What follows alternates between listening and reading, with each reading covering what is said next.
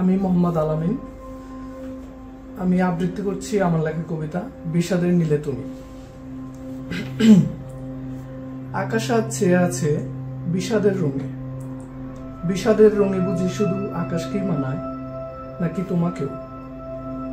তোমায় একদিন দেখেছিলাম নীল শাড়িতে, পুলকিত হয়েছিল হৃদয় নিভৃত এক পলায়নে। তোমাকে তখন স্বর্গলোকের অপরিচিত এক মায়াবী পরীর মতো লাগছিল, যার চলনে চোখে প্রতিটা নিঃশ্বাসে ছিল ছায়া, বিষাদের ছায়া।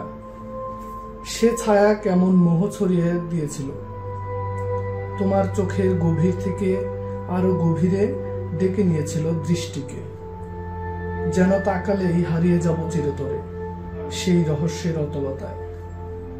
তোমার চোখের সে গভীরতা আমায় ভয় পাইয়ে দেয় ভীষণ।